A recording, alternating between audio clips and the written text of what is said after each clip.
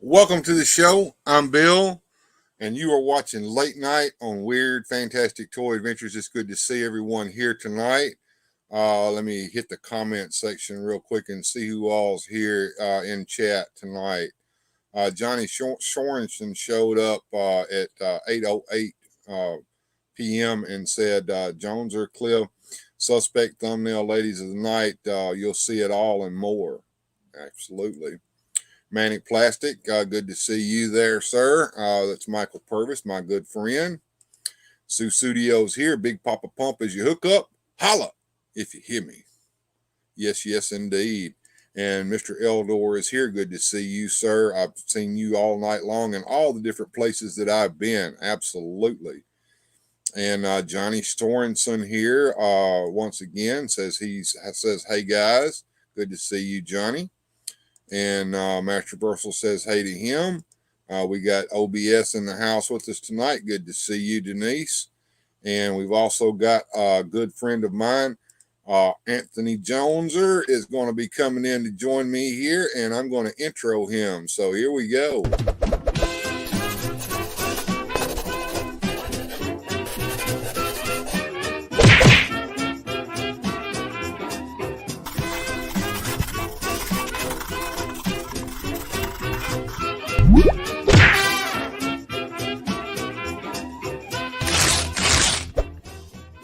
What's up, everybody? It's Joneser, your favorite comic book guy.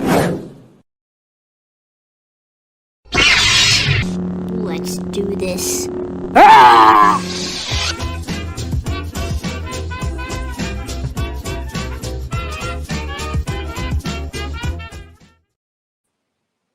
Hey, what's up there, Joneser? Good to see you. Oh, not much. Just messing around with Skeletor and He-Man like I always am. Let me get us to the point where we can show those figures off real quick here for everybody. What you got here?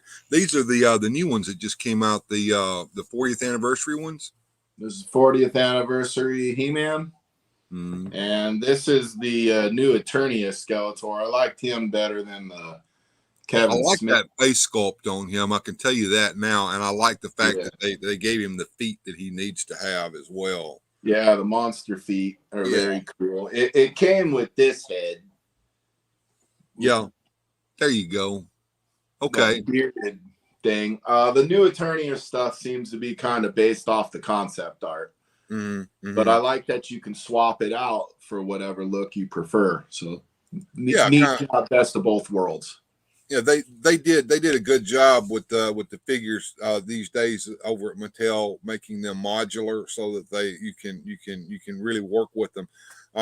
They've embraced the fact that a lot of us are customizers, right? Or we have preferences, and you can't one size fits all. Everybody's not going to like the same He-Man. You know, you can move them around and make them different.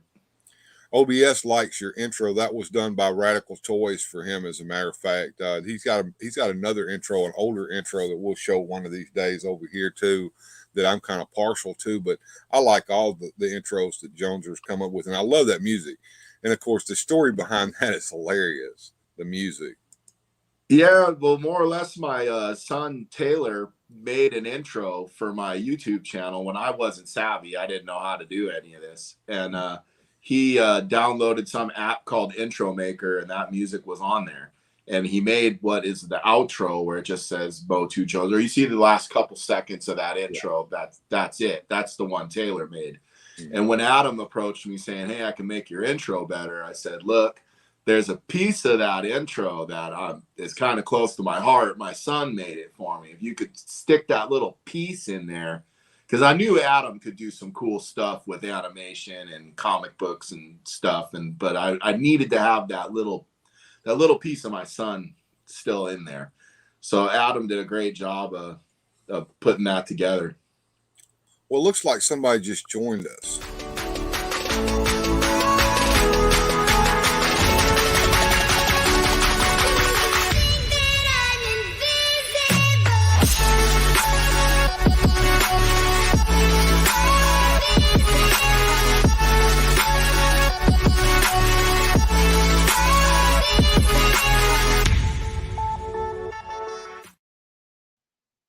What's up, Sir Clifton? Good to see you, my friend. Wow. Awesome. Thank you, man. That's awesome. Yeah, I went over there and got that and hooked that up this afternoon. And I even licensed the music so that YouTube won't give me an ID strike on that. So uh, I wanted to give you guys the introductions that y'all deserve tonight. I was going through the comments and looking at who all's here with us. Figuratively speaking, had just joined us right before you came in. Hey, man, I'm glad you could be here. And look, J80 Hobbies is in the house. What's up, Jay? Glad you could stop by and see me, man. Johnny Sorensen says, I put the helmet head on the spare Origin Skeletor and it looks great. And That does look cool like that. Yeah. OBS says, do they do a comic of Superman fighting He-Man? Yes, there was a comic of that. It was called DC Comics Presents. Joneser can tell you the number of it because I can't remember that. What was DC Comics Presents number what? 47. Cool. Number 47, DC Comics Presents He-Man and Superman do battle it out, but they become buddies. Then there was the next month where they did the preview insert before they did the miniseries, and that also had Superman going back to Eternia to see He-Man, but they were friends at that point. There's also an obscure comic. It's one of the Captain Carrot had a Masters of the Universe previews in it. You know, all the comic, well, yeah, that's true. All the comics that came out that month had that preview inserted inside of them. Oh, I didn't know that. I thought it was only a few. That whole month, every comic that you got off the newsstand that came out with that particular month's date on it had the insert in them. I had several of them here in my old collection before I traded it off back in the late 90s to get rid of it. Well, now, Bill, you might be sending me That was on a gold. this chase trying to find all of those now. Yeah. Thank you. You're welcome. DC Masters X over the last few years back, and an older one before that in the early 80s. Okay. And Susudio saying hello to you, gentlemen. Says Bill getting fancy with the FX. I can do that stuff, and I could have done it in the past, and I did try occasionally. But now that I've got a little bit of faster internet over here, it works out a whole lot better. Going on down the line, Cool Beans says OBS, and figuratively speaking, good to see you again, Master Professor Toy Hunter. Yeah, Mr. Eldor here in the house with us. Okay, guys. I've been grifting real bad lately, and I've got this grift down pat. Okay. I'm going to get the subs that I need. I'm going to get all the money that I've ever wanted in my life. I'm going to get all the viewing hours that I need. I've got the booby girls over here, and we're ready to. We're going to rebrand the channel. It's going to be the Weird Multiverse, and it's going to be cool as hell. And here you almost dropped that one word. We're going, man. We're going for it. Here we go. Hi, I'm Betty Boobs, and today we are going to open the Masters of the Universe Origins He-Man. Oh, he looks so sexy. Do you think I'm pretty? Do you like my sweater? It's kind of chilly in here, teehee. First, let's get him out of his package. He's wearing that X thingy on his chest. And here's all of his accessories. He has a sword and shield and a big ol' axe. Now let's put the sword and shield in his hands and pose him. Oh, look at that battle axe. This is so cool. You can store his sword on his back like this. What the fuck is this shit? What are you doing? I'm getting in on the grift. I'm going to make money on the YouTube by doing these videos like this. You're not doing any of that. You're gonna have to get all these whores out of here. Now.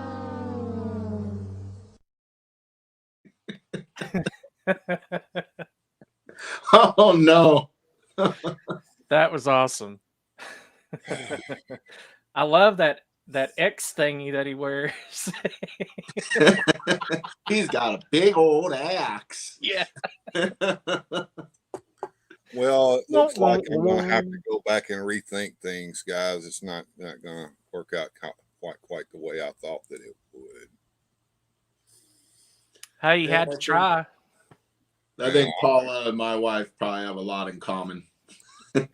Picking on us. It's doing great there, Michael. I upgraded this week. I was spurred on by somebody. Yeah. When he joined my Patreon, I sent him a message back that said, okay, now I got to revise my end credits as well. Hot tubs, toys, He-Man, She-Man, and more.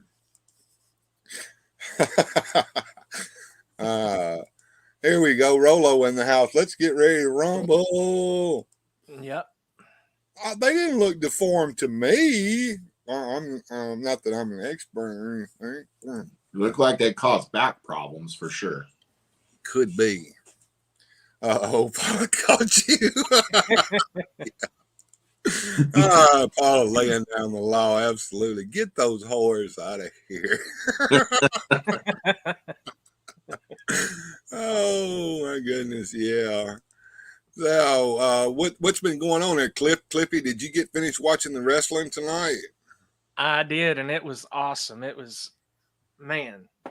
All right, I'm going to bring you in here to the big screen because I want you to go over the results with us, please, if you don't mind. Let's see here. On the first match, it was for the Raw Women's Championship match. It was Bianca Belair versus Io Sky. I called that. Io Sky was looking pretty good, given a really good match, and man, the crowd was into it. Really looked like Bianca was going to lose that belt. Bayley comes out and does the screw job. So we're going to see a little rift happen with the Damage Control. Mm-hmm. Then we had Seth Rollins versus Omos, and that, of course, went the safe route. We knew that you predicted that over there Yeah. as well. I mean, you told us what probably should have happened. Probably would have been a nice push going, but we know who's booking this crap, right? So yeah. Yes, sir. Boo. So Seth Rollins won, but they did make Omos look really, really, really, really good. So okay, he does have that. So did he have trouble winning the match? Did he have to do a few dirty underhanded things to get over? He really didn't do anything dirty underhanded to beat the guy. He just caught a pretty good moment and got an opening, and he capitalized on it. But really, almost he dominated pretty much the match. Not that I watch very anymore. impressive. Is Seth a baby face or a heel? He looks like a heel and acts like one to me. He needs to be a heel. He is the new personified. And I say that because you've got your baby face and your heel, and we know traditionally that one's good, one's bad. And then you got Stone Cold Steve Austin. Right. So now you've got this new personified heel, if you will. He's really bad, but the crowd is cheering him. So, that's what happened to Stone Cold back in the day. Exactly. Now, speaking of heel work, did they ever finally make Roman Reigns the heel he always deserved to be? Yes, he is. Good, because he never made a good baby face, and he can't talk worth a shit. No, that's why Paul Heyman does a lot of the talking. Or that's what managers are for. That's what they're for. Just an advocate. Right. Go ahead with the results. I'm sorry to interrupt. No, you're good. The next, we had the United States Championship match, and I called that one. Austin Theory, Bobby Lashley, and Bronson Reed. It's a triple threat match. They went that safe route. They kept the champion. He snuck in that win that really nobody was probably thinking about. And that's how he's won the belt and has beat John Cena and a few others by cheap wins. Mm-hmm. So we still got him. The next match we had the Women's SmackDown Championship match, and we both called that one. Rhea Ripley versus Zelina Vega. Now, Zelina Vega come out and she really, really gave a good match, which kind of thought, that's what she would end up doing, but really exceeded expectations. Crowd totally into it. But Rhea walked out with the belt. The next match we had the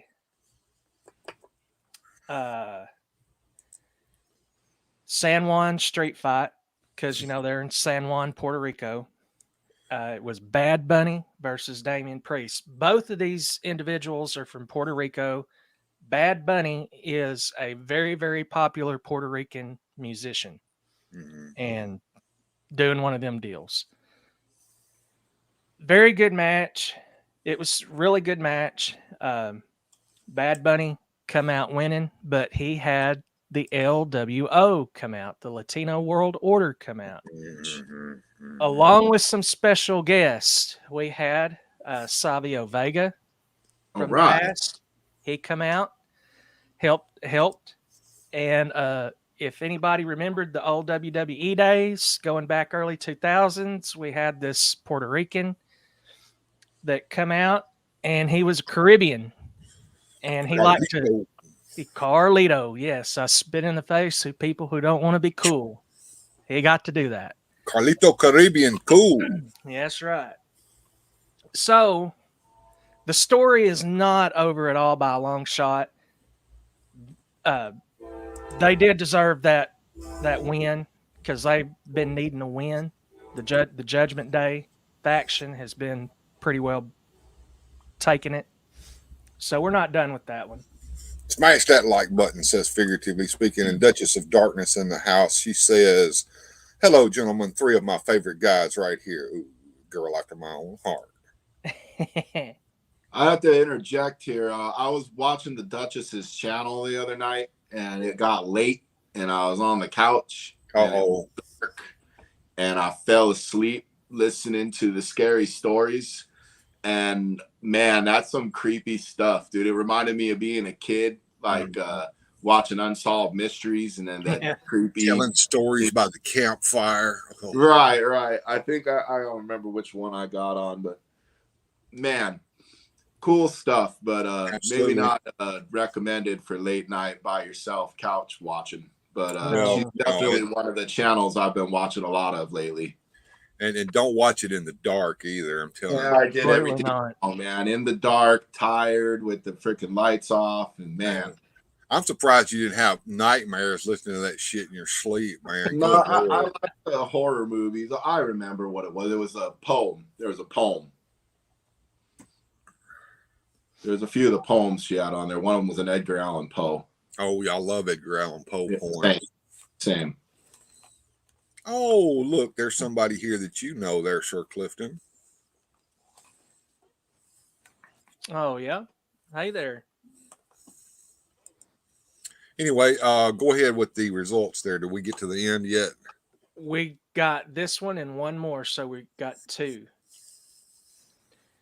The next match was a 6-team tag team match. It was Matt Riddle and the tag team champions, Kevin Owens and Sami Zayn, versus the Samoan Bloodline, which was the Uso twins and their brother Solo Sikoa. And that match, the Bloodline did win, but it come with some consequences. And like I called, we're gonna start seeing a rift between the 3 brothers there. Oh yeah, that's a old Vince McMahon trick. You know, if the tag teams is going well, we got to break them up. That's right. Classic. For real. Look at me. TV showed Svengoolie showed Blackula. Blackula Soul Brother. And then the last match, the main event, we had the American Nightmare come out, Cody Rhodes versus the Beast Incarnate, Brock Lesnar. Oh boy. And that Suplex match, City.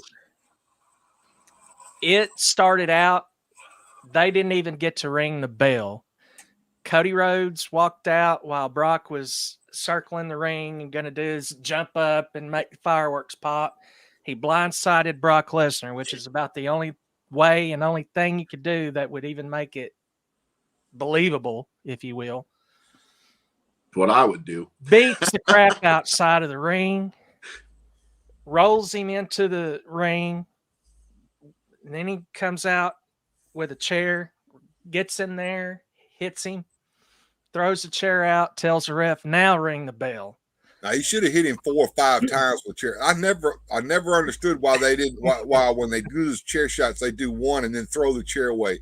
With somebody like Brock Lesnar, man, don't piss him off. No. Well, he started, doing the upper hand with the beginning of the match, and he goes for one of his popular moves off the top rope, and Brock Lesnar catches him and suplex number 1.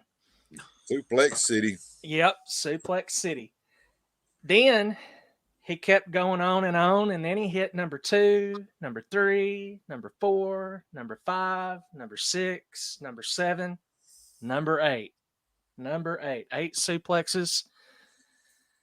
On the last one, Cody Rhodes was in the corner, and classic Vince McMahon, we're going to pull the cover from the corner of to expose that ring corner, that hook. The turnbuckle. We're going to get the turnbuckle cover off. Yeah. Then they start doing their little shig in, way. Did anybody show any color that tonight? They usually don't let them do that anymore. They're in the middle of their little shindig that they're doing with each other, and Brock was going to, because he knew about that exposed turnbuckle. Mm-hmm. Well, he was going to get him and throw him over there, and Cody turned it around and boom, whipped him over there real hard. Pop! Dude is totally cut right here. Mm-hmm. You want to talk about a blood mask? It looked like, Stone Cold's blood mask. Best blood mask ever, I think, would be Tommy Dreamer's. Yeah. So Flair would start bleeding before the match started. That's because he bladed himself. He didn't, finish it there. He picked him up and had him on his knees, and Cody just started pounding the crap out of his head. Hey, you seen that blood flopping and flying everywhere there. Mm-hmm. And then he does his finishing moves, and he's going to do his finishing move is called Crossroads. He does 1 and 2. Brock kicks out. He's going to give him another crossroad. Brock picks up and puts a F5 on him, but Cody kicks out. Wow.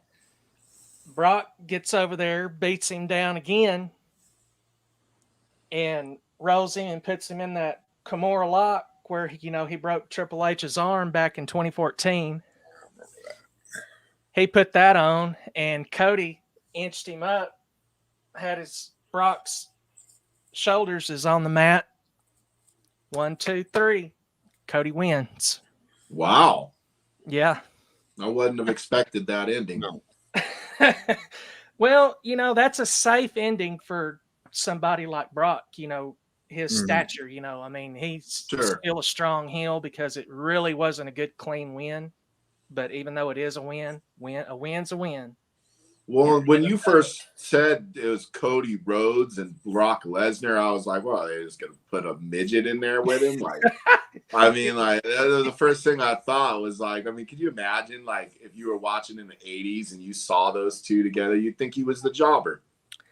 Well, he made this whole fight look believable, which is something that you don't ever do. And the other thing that is going to be coming up, and it did get introduced, we're probably going to get back into the blood. Well, they need to do something to get some ratings or some traction, because I'll tell you what, I'm glad to hear you talking about the WWE, or even Bill over here where we're talking about old-timey wrestling, because I have been so out of it for so long. I haven't watched. I haven't been interested. It doesn't hold me like it used to. And I was a never miss it guy. I was Monday night. You knew where I was. You knew what I was doing. You know, and I just quit. And I go back to it because I mean it's always been a big part of me in my life, and you know. Well, I can understand making them not show color on television. I get it, you know, but even in the pay-per-views, they weren't showing it. I know that for a long time. The pay-per-views, they need to go all out. Give people a reason to buy the damn thing. Yes, absolutely. Or even watch it. You got to have a reason to watch it. I remember it used to be can't miss TV. You know what I mean? Like, you didn't even want to go to the bathroom when that was on because you knew you were going to miss something. Yeah, we didn't have that thing called pause. When you left, it was going, and whatever you missed, right. You missed, you know? Right. And I've been a big fan of anything. Basically, when they set up a ring and two people fight or pretend to fight or whatever, I'm in. You know what I mean? Like, I've always been I like boxing, a big boxing fan here. UFC, wrestling, pro wrestling. I've been watching a lot of that. I mean, roller derby, you know? I mean, it's not a ring, but they smash each other. Yeah, they smash that. For a long time, I didn't realize roller derby was a work, but it is. Yeah, or like American Gladiators, you know? Yeah. And Screw Your Feelings came in tonight. Good to see you there, sir. We had a lot of people joining us just recently. Rolando Flores is in with us. Wow. He's giving everybody some shout outs and links to their channels. If you're not subscribed to these people, please do so. You know, you were talking about old time wrestling. There was something that I wanted to show tonight. I've been talking about this for a while. Tonight, we're going to show the debut of the Lone Ranger. This is one of the most beautiful things that I've ever seen in my life.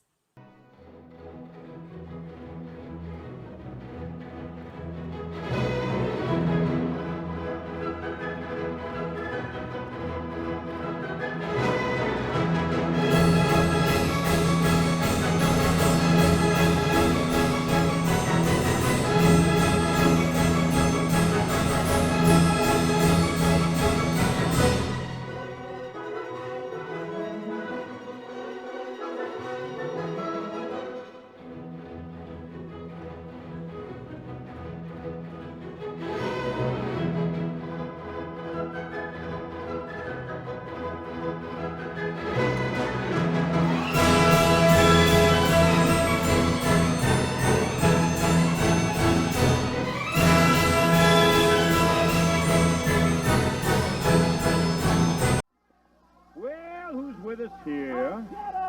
Jimmy Hart. How many times am I going to have to sit back there and watch that Staggerly special? How much is it costing him? You know, a lot of requests. Oh, well, a lot of requests. How many, too? Well, let me tell you. Well, I've got a request. Shove it somewhere. Let me tell you something, baby. You know what? Now, this is great. You know why this is great? Because, you see, Jimmy Hart, they try to do everything in the world that Jimmy Hart can be doing. They try to disqualify my men. I jump in the ring. We get $1,000 fines. Nothing's happened to them, okay? Now, we were in a match several months ago. Beautiful Bobby Eaton against Coco Ware. Right, Staggerly, or whoever you want to call him. What happens? We win the match. He's supposed to leave town for a year, and he doesn't leave town for a year. He comes back the next week as Staggerly. Now, I want you to sit here and tell me and the people that it's not Coco Ware under that mask. Is it? Oh, it's not. That's great. Okay, but that's okay. That's okay, because if that's the way you want to play, that's beautiful. Because what does Jimmy Hart do? I don't get mad, baby. I get even. But I have found the man. That is definitely going to take care of Staggerly, Coco Ware, once and for all. And I want to bring him in right now. Ladies and gentlemen, I give you the Lone Ranger. The Lone Ranger rides again. The Lone Ranger. Now, Frazier was suspended. He has been suspended. I know he has.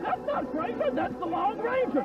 Plowboy Frazier was fat, overweight, and out of shape. Look at this man, all muscle. This is the Lone Ranger. Right, baby? Look at him. Come on. Come on. Hey, and right, that's Staggerline, too, right? That's not Coco Ware, because, see, Coco Ware was short and dumpy, but after all, Staggerline's short and dumpy, right? But that's right. But look, this is the Lone Ranger, baby. Are you right, big man? And plus, listen, Frazier, remember Frazier had a deep voice. Listen to this man. All right, I'm the Lone Ranger. That's right. See, I tell you, the Lone Ranger, baby, and we are ready. We're going to get the job done. But let me tell you something. Kemosabe, come here. You go back and water the horses, baby. We're going to be ready. See you later. I got other business to take care of. Anything, I'll tell you. Lone Ranger. The Lone You Ranger. take advantage of every little rule or anything like that. King Wasabi, come here. Now, who was that in the outfit there? Plowboy Frazier. Plowboy Frazier had been suspended the week before, just like Coco Ware had got suspended. When Coco Ware got suspended, Stagger Lee came to town. Charlie Brown from out of town. Well, that pissed off Jimmy Hart, and when Plowboy Frazier got suspended, the Lone Ranger came to town, and that bit is just so beautiful. Dude, the outfit Listen to with this that- man. I'm the Lone Ranger. When that dude comes out in that outfit, that is just great. That was awesome. wrestling. Love Jimmy Hart. Man. Yeah, absolutely. And I thought you guys would get a kick out of seeing that. I've told that story a million times, and I know people don't believe me when I tell them that they did. Now what they worked this for a while. They had us kids believing the real Lone Ranger was going to come on the damn wrestling show. Well, sure. They always do that kind of thing. It's just like the classic one that we all might remember when Stone Cold was going to wrestle Vince McMahon for the first time. And right when it's about to happen, and Vince walked down that ramp and he had that shirt and everybody was like, oh my God, this is going to happen for real. And then what happens? Cue the Dude Love music. I remember that. Completely destroy. Yeah, what you thought A you were going to duder. get that? Nope. You know. But it's like, you know, well, I mean, as an adult, you could see that how they tortured you as a fan, but you know, you could appreciate it more looking back at man, they had me freaking hook in the line, dude. They had me good. Oh, and Jimmy Hart was the world's best because you hated him, Yeah, absolutely. but you wanted to see him get his. So you kept watching because you were just waiting for Lawler or whoever to get their hands on Jimmy Hart and give him what he deserved. He was probably one of the best heel managers that I've ever seen work down here in the Memphis area. People don't give Jimmy Hart his due either, because there was times where he's in the ring and he's getting his, and man, that guy could sell. You know, I mean, he made that entertaining as hell, you know, to watch him get flopped around. Jim Cornette was also good in that way, or Bobby Heenan. You know, some of those managers, they could bump, they could sell, you know, and then the typical, you know, babyface sells, it looks believable. When the heel sells, it's cartoony, it's over the top. It's, you know, it's this classic wrestling hoopla. You want to see Hart selling something. When Tojo Yamamoto slapped the shit out of him on Memphis Wrestling, that was funny as hell, and it looked believable. And Hart's reaction to it, I mean, he looked like he was pissed. There's a few of those where they didn't tell the guy. Like there's a great one where Scott Hall was talking about a match. I can't remember if it was the Nasty Boys or who he was in there with. Or no. It was Harlem Heat. It was Booker T and Stevie Ray. And he spit on Stevie Ray and then turned around and tagged out to Nash and got behind the ropes. You know. And he didn't tell Stevie Ray he was going to do that. He just did it. And so that reaction that Stevie Ray has is real. I can believe that. Post from Instagram, Rolando's post of Walmart and Target. I've got to check that out. I've been so busy. I stayed up all night last night preparing this damn show, cutting shit together. And I haven't really had any sleep. I've sat in the chair watching YouTube all day today, dozing back and forth, and now I'm medicating and getting ready to get started here. Susudio mentions another good seller too, Mr. Fuji. Absolutely. Yeah. Very, Yeah. very awesome. And Bobby the Brain was a crack up. Tony, he looked confused like he was in the wrong arena. I loved it when they put the weasel suit on him. That was always yeah. funny as hell. That's great. Yeah. I want to tell you the gold moment with Bobby that, unpredictable, they didn't tell him. And that was when they, in WCW, when they had a Nitro, they had their setup right up against the ring. Uh-huh. And Brian Pillman was doing his crazy lunatic gig with the Four Horsemen. And, it was about they were going to kick him out of the Four Horsemen. But anyhow, so he went on his lunatic fringe and he goes so loony that he goes over there and he grabs Bobby Heenan's jacket. He jumps up. He says, "What the fuck are you doing?" Because Bobby had just had a neck surgery. Uh-huh. And he told him, he said, "Look," he said, "I'll come out here. I'll do this." He said, "But I'm telling y'all, I don't like this setup." He said, "I can't have anything happen to me physical." He said, "I'm still going through this." "Oh, don't worry. Uh-huh. And then that show come out when they started that segment. Brian went up and did that. Then that's when you seen he was skittish about anybody coming by him because he believed, Anyhow, they was all saying that was just one of the gold moments right there because he just had no idea. He wasn't going to get hurt, but he didn't know that. Absolutely, and they did that to him on purpose, and probably Brian being the class act he was not going to harm him, but right. Shit, that's hilarious. Yeah, they did they had that announce table almost button up against the ring back in those days. They did. And of course, the Spanish announce table always used to catch hell. Yep. I could always just imagine listening to that broadcast. I always wanted to see if I could find it. They said they were watching. Oh, the brutal. You hear that? You had to know it was coming. Yeah. Oh, it got to the point to where it was expected. Yeah. Cliche. At that point, it jumped the shark. But yeah, back in the day, the WCW. Back in the WWF days and in the Attitude Era, that was must-see TV for me. But yeah, I tried to watch it in the mid 2000s, right at the changeover, and it just got progressively worse. When Bray Wyatt and the Wyatt family moved over from NXT over to the big shows, I started back watching it again because the Bray Wyatt character at that time intrigued me. And I thought that there was so much more they could have done with that particular gimmick, and it was wasted. It was wasted. It was a damn. It's a damn. It was shame. going over so big, and then they put a halt to it. They kiboshed it.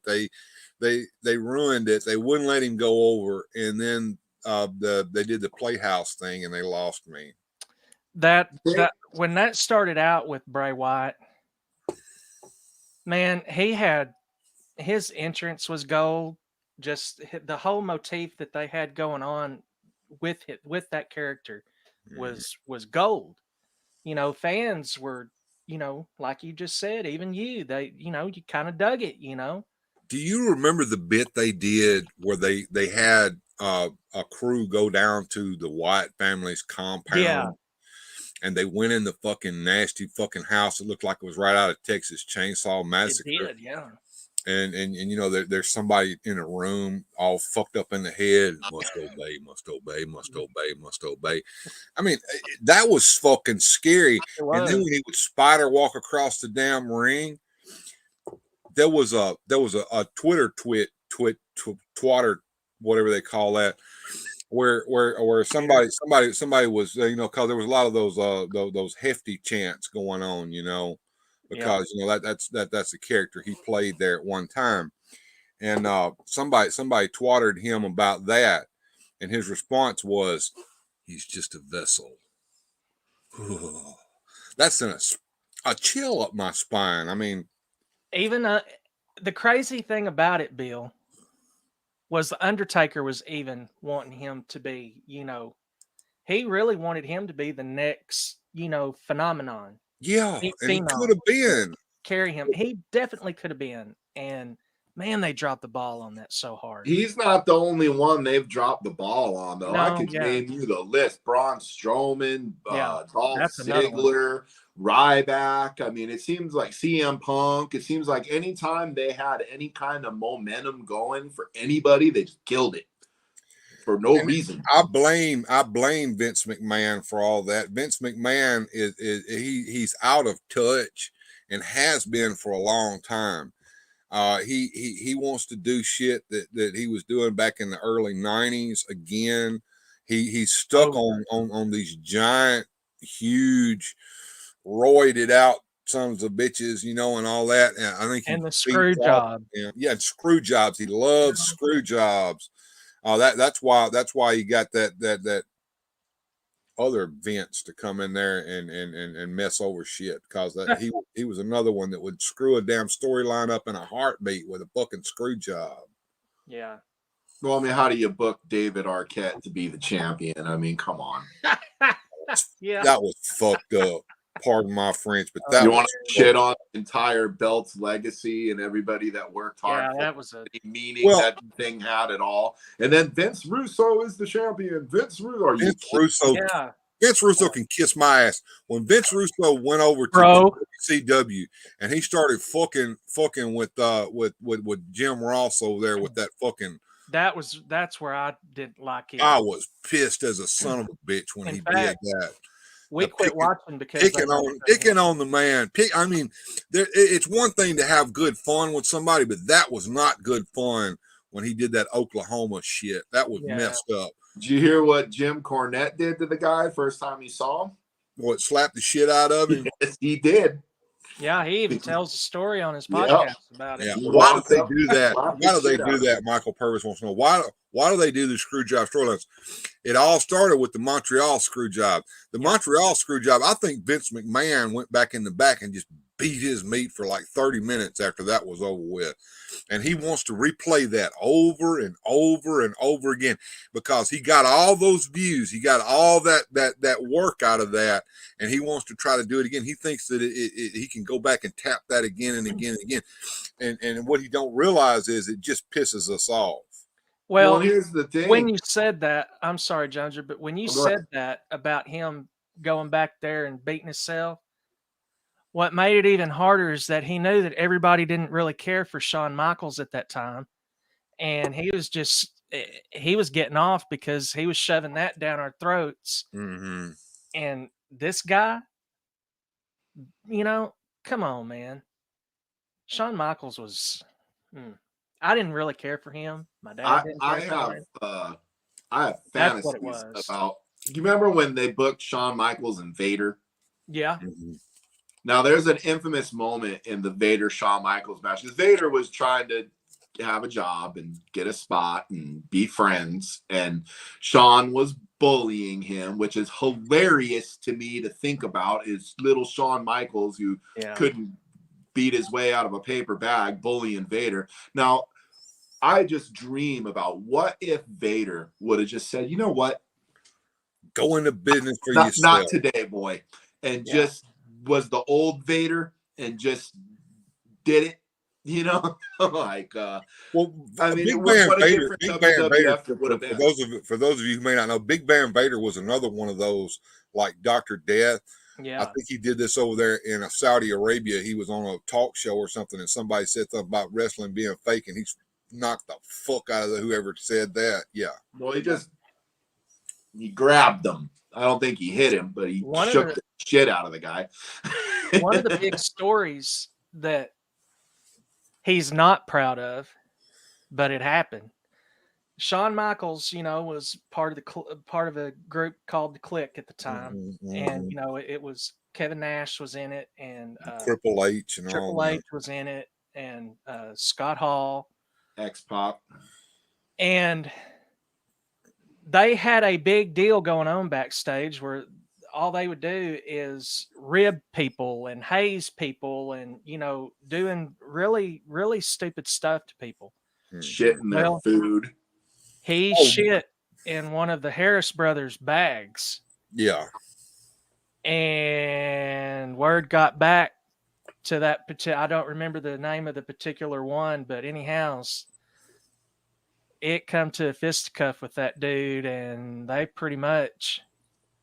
I'm surprised the told Undertaker Shawn to didn't kill hold it. court. Undertaker used to have a kangaroo court back there in the damn dressing room. Yeah. And I'm surprised the Undertaker didn't hold court back there and put an end to that shit.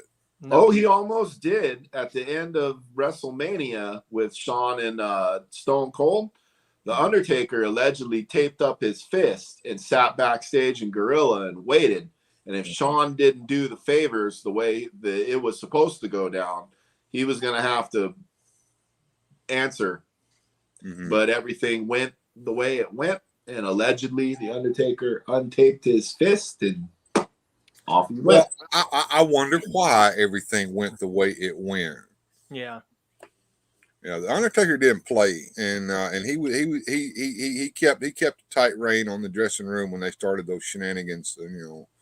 Well, and here's the thing, Shawn. Yeah, there's a lot of good stories about the Undertaker, in the locker room that a lot of people don't know and don't see every day, because there's people that don't like the guy, but man, he helped a lot of people in some very big bad situations. Well, as much as I give John Cena the shit, John Cena sucks. Hi, kids, you can't see me.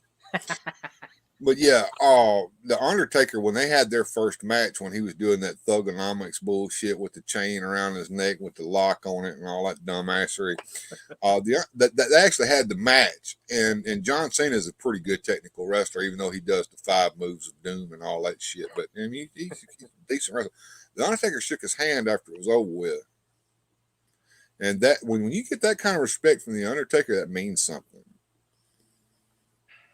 Well, Cena, one thing he had going for him too is he's strong. Like I remember he picked up 2 guys and stacked them on top of each other and freaking dropped them. I mean, he can do some wow moves. That He's getting old now, though. Yeah. But Manny Plastic's talking about you don't mess with JR. I remember that Taz was fucking with JR about something and it pissed Lawler. Lawler was always the color announcer who was always a heel. And of course, Lawler makes a great heel. But Lawler was really, really, really, really protective of JR because JR was his friend. And he broke character over that. Yeah, yes, he did. Absolutely, he did. You didn't mess with JR when Lawler was there doing the color with him. No. Anyway, go ahead. Sorry to interrupt you there, Clifton. No.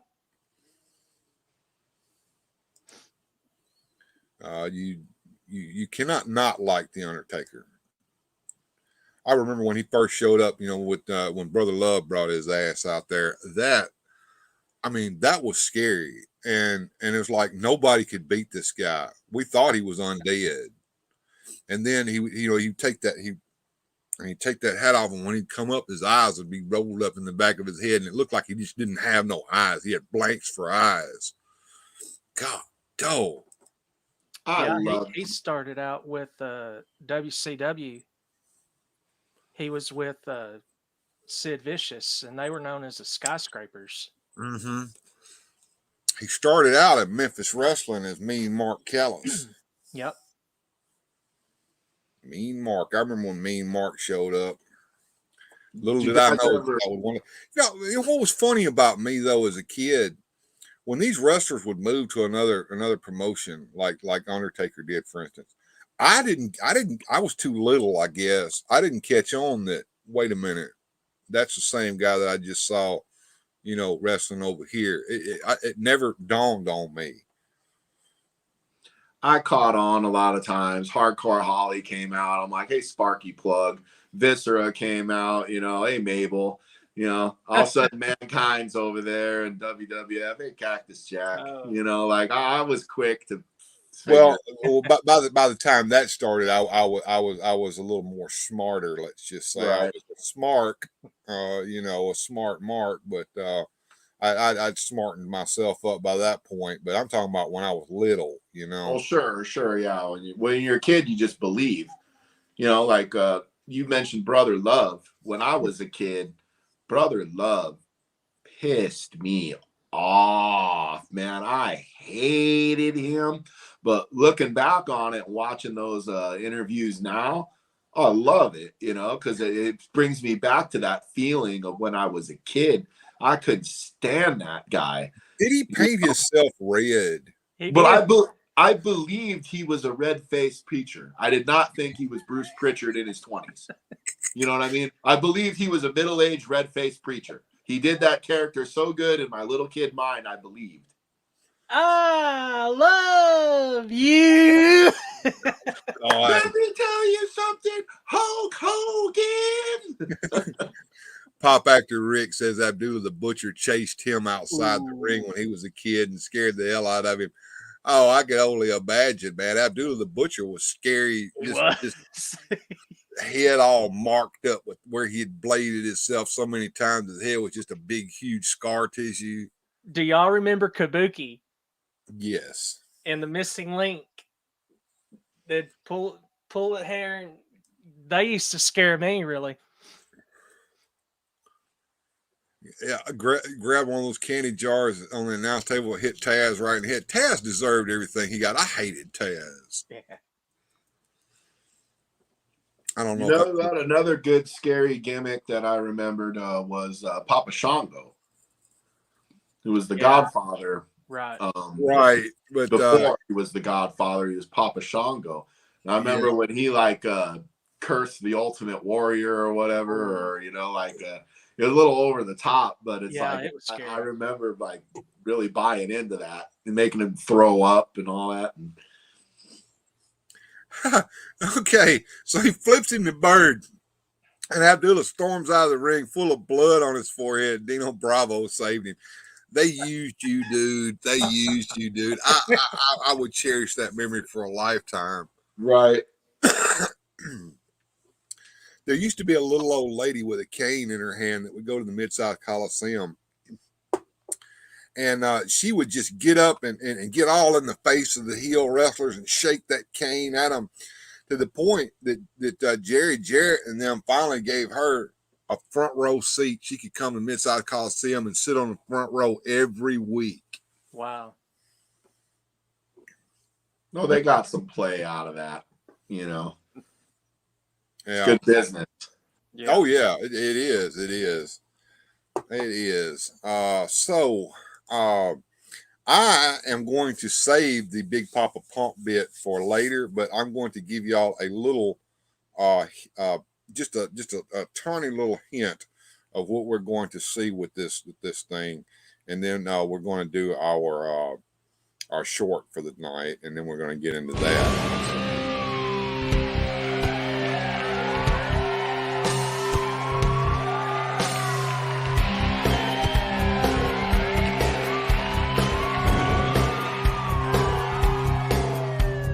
This is Big Papa Pump, and you're in my freak zone. You want to work out with me? Oh, that's a car I didn't like. Are you losing weight? You got lighter on.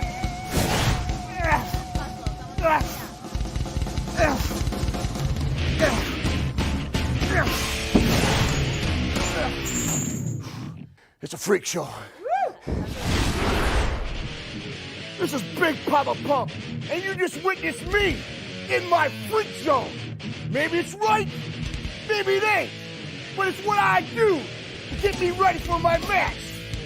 Now stay tuned, because I'm gonna get you ready for the match of your life.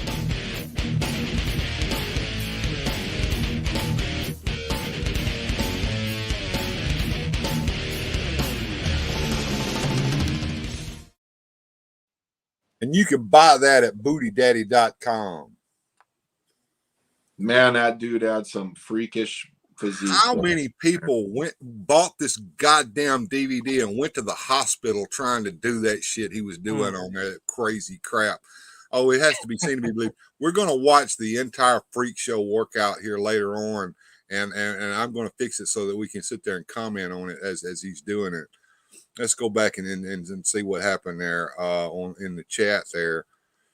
I will always be grateful for Dino Bravo. As an Italian kid myself, this guy was my hero. Sadly, it ain't wrong for him in '93. It ain't wrong for a lot of those guys. It's just sad. Yeah. This dude's still on the juice. Yeah, he was. I think he was roided out pretty great. But Scott Steiner. To me, he was great on the mic, but they always had a dump button on him because he would go off script and he would go into business for himself a lot of times on there. But those were the moments that I was looking for when I was watching Scott Steiner. I'm just telling you right now, Scott's fixing to go into business for himself. Oh, this is going to be great. Yep. And he could do things on the spur of the moment. As a matter of fact, we watched this during one of the test streams that I did this past week, which, if you notice, I'm crystal clear tonight. I'm not max headrooming out. I'm able to do all the crazy crap that I like to do on this show without it turning into a disaster. But Scott, we showed this, and this is Scott Steiner's math. And if you haven't heard him do this, this has got to be seen to be believed. Oh, this is great. And Sir Clifton, you commented on this when we showed this during the test stream, that the math actually works out. If you put this on pen and paper, it actually works out. It sounds like it's crazy, as something the Ultimate Warrior would come up with. Crazy, you can't follow it. But here we go. Listen to this shit. You know, they say all men are created equal, but you look at me and you look at Small Joe, and you can see that statement is not true. See, normally if you go one-on-one with another wrestler, you got a 50-50 chance of winning. But I'm a genetic freak, and I'm not normal. So you got a 25% at best at beating me. And then you add Kurt Angle to the mix, your chances of winning drastically go down. See, the three-way at Sacrifice, you got a 33 1/3 chance of winning. But I got a 66 2/3 chance of winning because Kurt Angle knows he can't beat me and he's not even going to try. So, Samoa Joe, you take your 33 1/3 chance minus my 25% chance, and you got an 8 1/3 chance of winning at Sacrifice. But then you take my 75% chance of winning if we used to go one-on-one and then add 66 2/3%. I got 141 2/3 chance of winning at Sacrifice. See, Joe, the numbers don't lie, and they spell disaster for you at Sacrifice.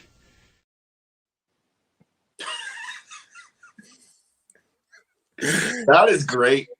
You know what I mean? It's Come like, on, all on his own. God, dog. Did he sit there with a pen and paper and work that out, like, while he's just crazy obsessing, or like, you know, is that just off the cuff and it's just one of those happy accidents, or what is that? He did an interview with somebody, and they talked about this infamous promo of years past with the interview, and goes back, and he said he just started rambling because he used to be real good, you know, in college and in school. He was real good with math, real good with numbers.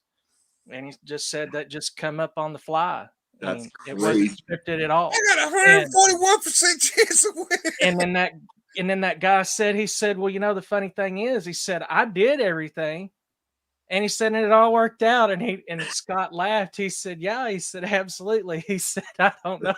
He said, it was just one of them freak things. And I just had it in my head and I just flew with it. He said, they really wanted him to go another way. And it was one of them, you know, kind of going business for yourself a little bit there, doing your little off screen moments there. But I think that's one of his best of all time. Great stuff. There are a plethora of YouTube videos of Scott Steiner in the ring, doing crazy crap, talking crap. And I went down that rabbit hole a few years ago where I sat and watched hours upon hours upon hours of Scott Steiner acting a damn fool, and it was just hilarious. The one where he's ripping Ric Flair and he's pretending to cry, and oh my God, that is hilarious. Pop actor Rick, Mr. Wonderful Workout is funny. He insults everyone. I can only imagine. Believe me, stick around, folks. Towards the end of the night, we're gonna watch the full 8-minute freak show. Dark Side of the Ring. I couldn't remember who it was, but he got shot in his own living room. Who was that, Sir Clifton? I want to say it's Dino Bravo. Dino Bravo. Yeah. Well, that's what Pop Actor was talking about earlier. You know, he was involved in the mob. Mike got clipped. Mr. Perfect had some funny. Oh yeah, yes he did. He did. He was another one that left us a little too soon, in my opinion. Him and Rick Rude both. Rick Rude was another one. Shot 17 times in his own homes, according to Rick. Okay, that's pretty fucked up. All right, I'm fixing to show this because Jones, or you may have experienced this. We have this problem at work. It's women in the workplace. How do we deal with this? We've got to come up with a way of dealing with it. I know that one of my bosses said he was going to turn our factory into a He-Man Woman Haters Club, and he would hire nothing but men. And I think they put a kibosh on that and told him, no, you can't do that. But what we need to do is we need to find out what the problem with women is so that we can solve that. So here we go, folks. You ready?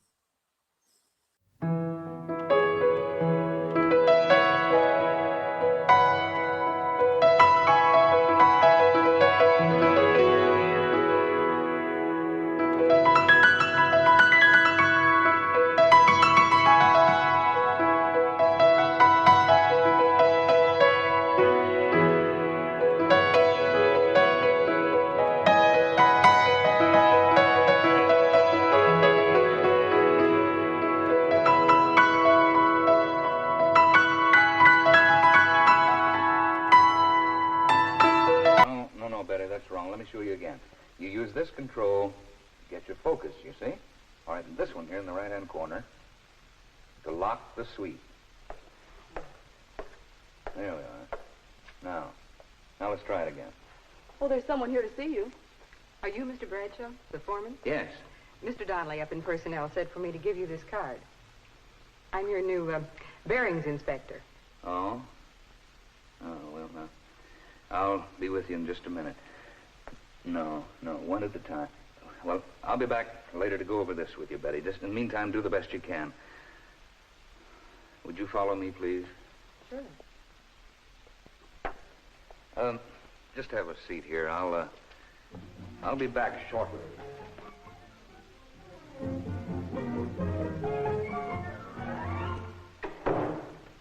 Well, Mr. Bradshaw, what's on your mind? Bearings inspector. She's a good one, too. Just look at that record. Okay, now, Walt, you've had your little joke. Give her to somebody else. I ask for a man. We don't have a man with her qualifications. Seriously, Brad, if you treat her right, she might make you a darn good employee. What do you mean, treat her right? Get that chip off your shoulder. What's wrong with her? She's a woman, isn't she? Now, wait a minute. You got a lot of women in your department.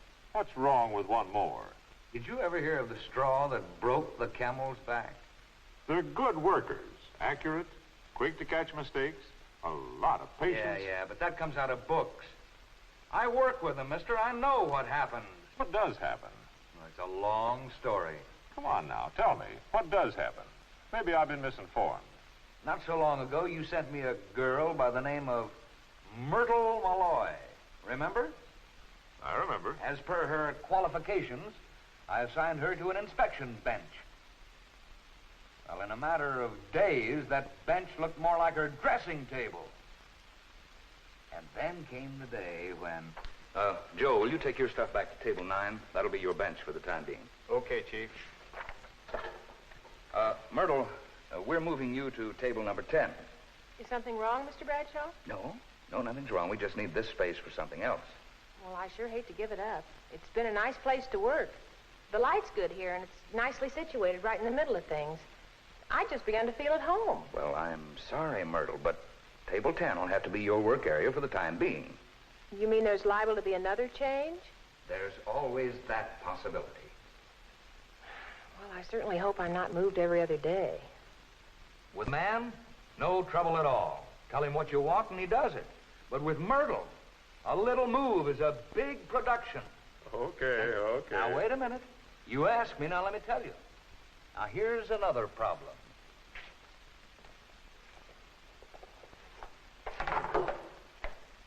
Oh, Mr. Bradshaw, I wanted to tell you that the date is set for my marriage. I'll be leaving soon. Marriage? Mm-hmm.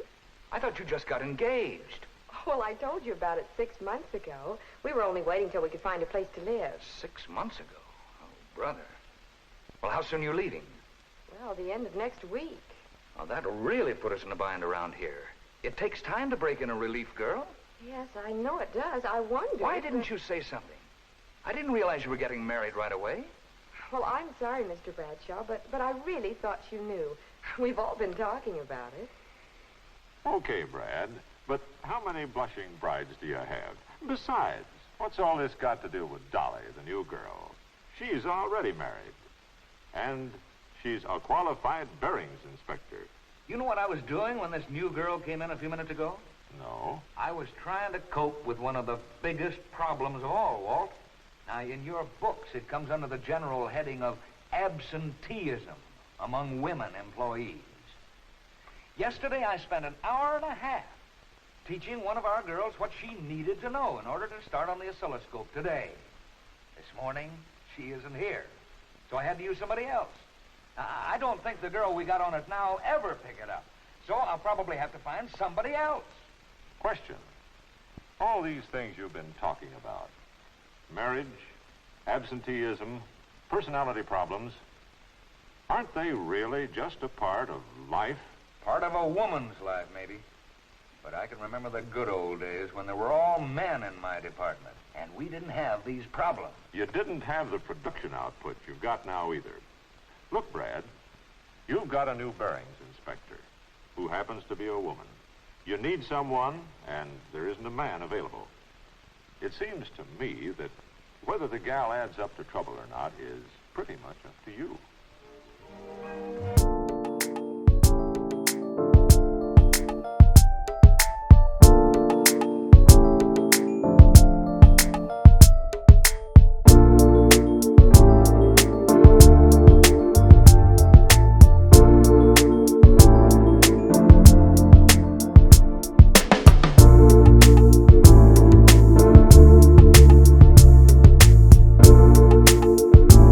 It's tough, I know, but there are thousands of others, just like you all over the country, facing the same problems.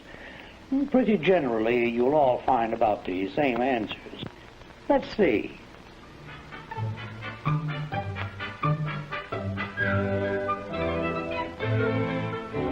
Most of them are working on their first industrial jobs, Joe. It's a totally unfamiliar world.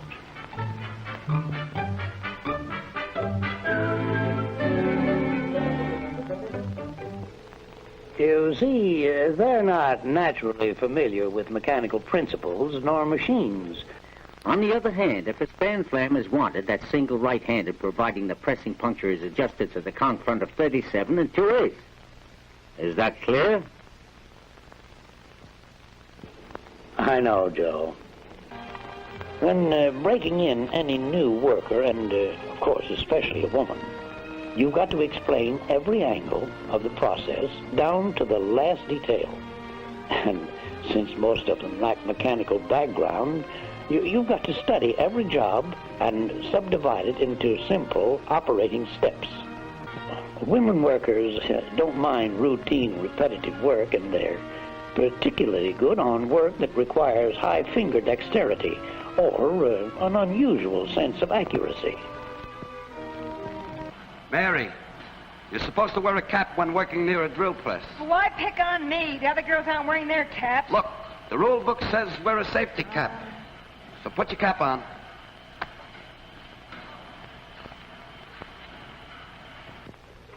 There. Mary, your hair was just about 2 inches away from the spill, Chuck. And that's why we ask you to wear a cap so that your hair don't get caught. Well, You see, rules are here to protect you and the other girls working around you. oh, gee, I saw some of the other girls, and they weren't wearing any caps. Right, but they're not working with machines. They just sit at a bench and assemble things.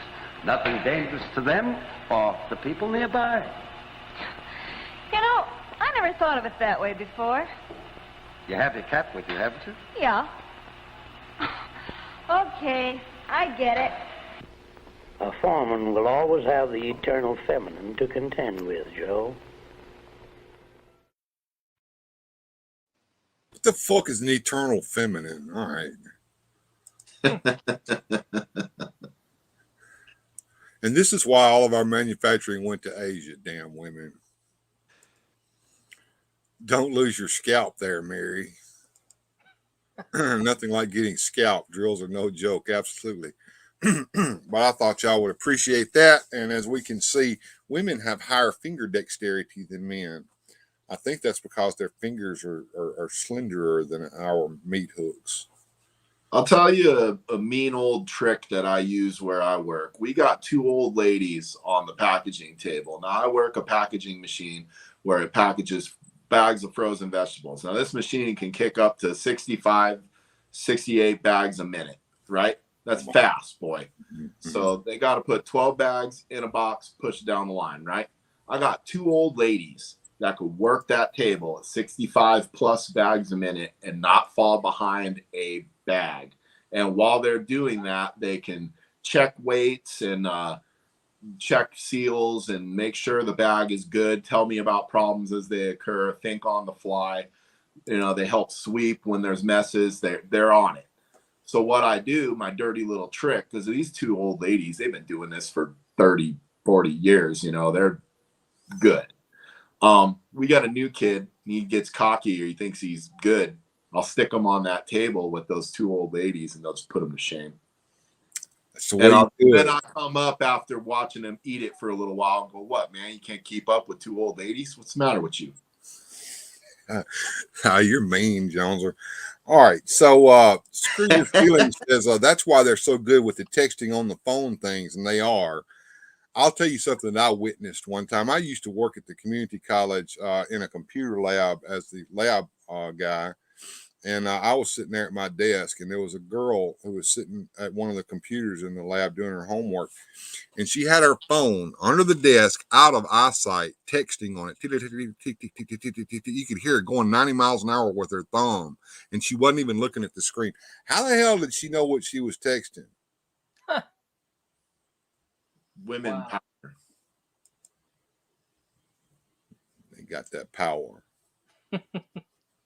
No, and I do that to humble the new kids, because sometimes them new kids, they're like, oh, man, them old ladies don't do nothing, man. I'm doing all the work over here. And I'm like, I bet you can't do their job. Mm-hmm. Yeah.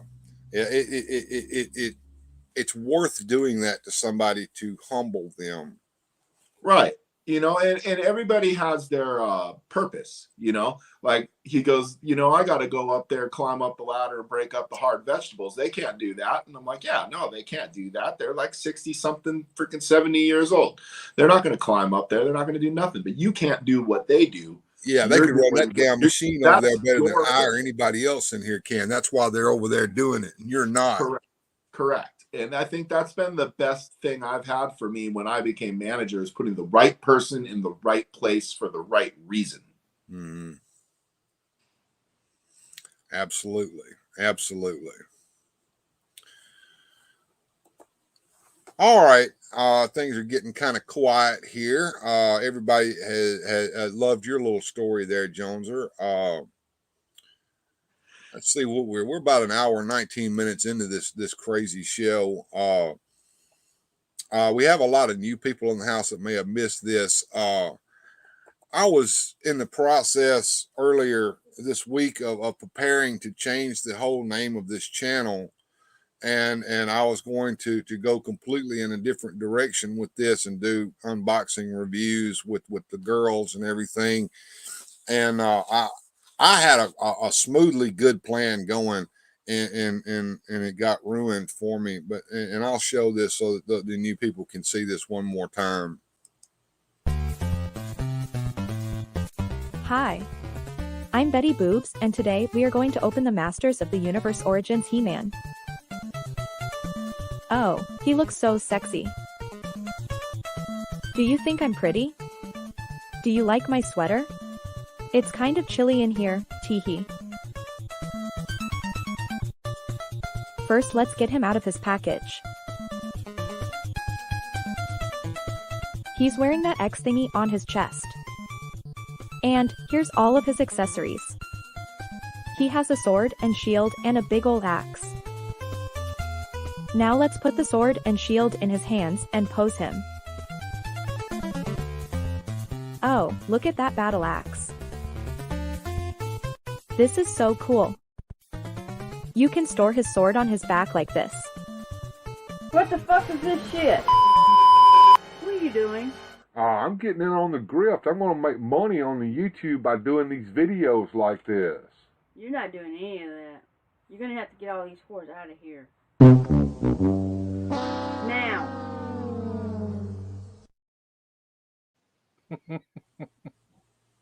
I'm not putting an end to that. Darn. I mean, how about the Filmation Wave Origin Motu figures? I think it's probably a good way to reuse those molds again. I've already got Filmation figures that are. I'm not going to rebuy these again. I've already made my Filmation figures. But Susudio says, I worked at a job years ago, and there was a gal who didn't tie her hair back while running a buffer.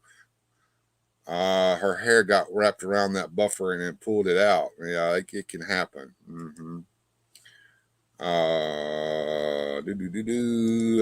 Screw your feelings. Got a kick out of that one. Yeah, the grift is ended.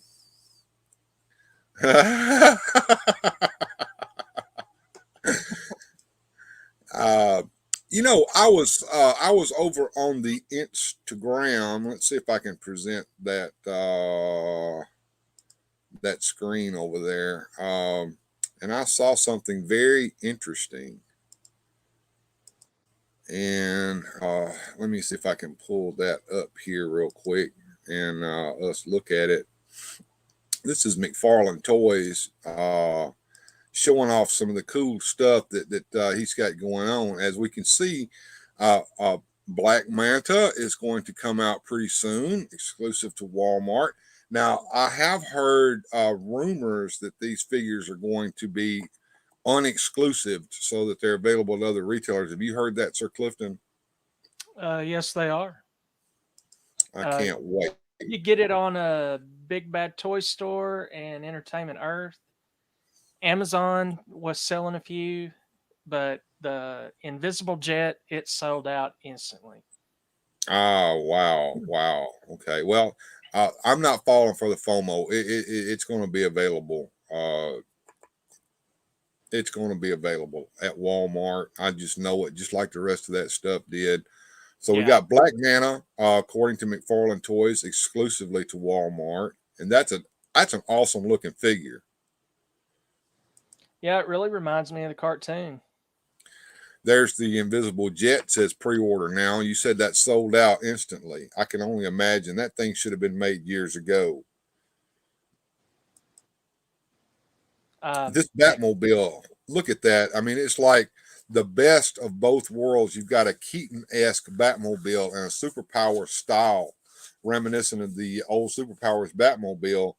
Plus, this thing is a two-seater. How many two-seater Batmobiles have we gotten?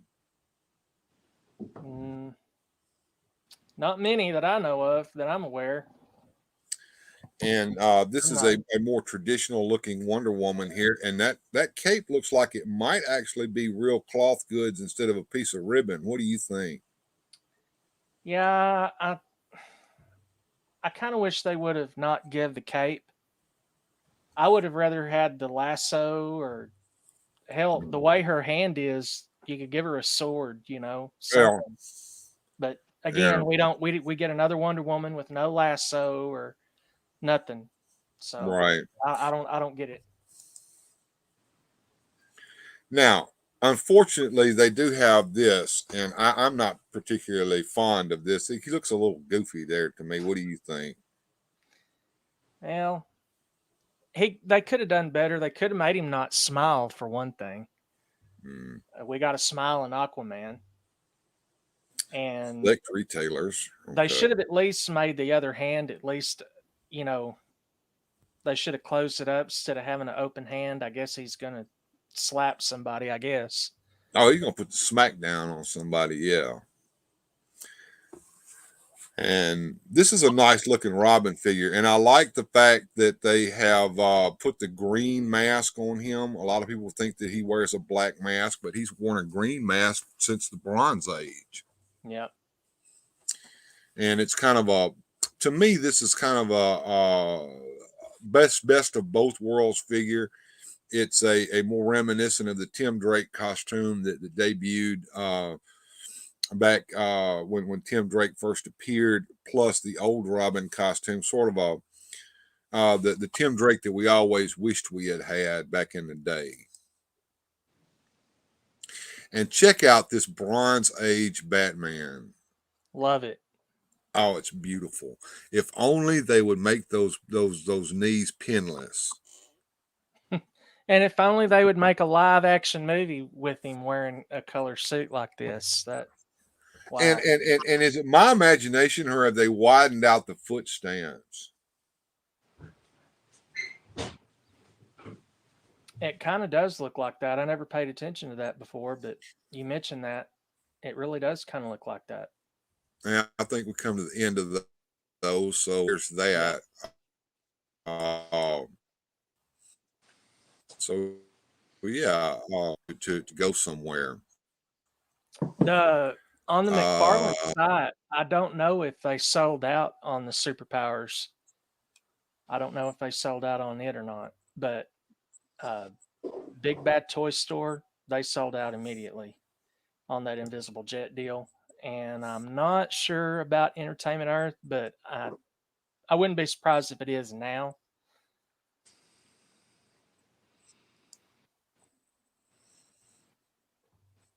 Hope the Filmation He-Man looks better. They've already done a Filmation. We're looking at McFarlane's Superpowers figures that they posted on Instagram here a while back, and it's about the for the Origins line that they've teased with. They've already done He-Man, right? The Filmation was in that pack with the 4-pack. That's just a reuse of a mold, and John said figures people can buy. What a novel concept. Yeah, nice Batmobile. It is. The only thing about that Batmobile is that I would love to see this Batmobile as an RC car. Well, kind of cool. I believe there's a difference between that new Batmobile and yours, your old one. And the old one, you can capture the bad guy, right? Mm-hmm. Well, in the new one, you can't do that. You're not going to be able to put the bad guy in the compartment. No way. Oh, is there going to be a compartment that doesn't fit, kind of like the old Supermobile? Is everything? You were breaking up a little bit. My internet. Yeah, my internet's fucking with me here. It's down to one bar here. I don't know what. Here I.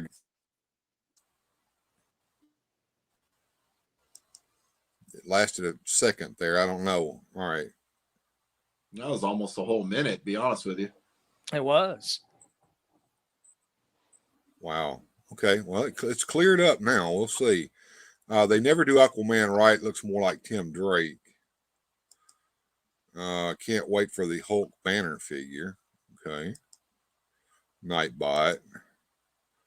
Did y'all see that that Black Manta was still going to be Walmart exclusive? Saw that. Yeah. That's the figure I was the most excited about. The rest of them, quite honestly, didn't really grab me. I'll probably get that Tim Drake, Robin, and Aquaman. I don't need a second or third Batman, you know, and or a second Wonder Woman. Be honest with you, I'll probably get the Mobile and the Jet.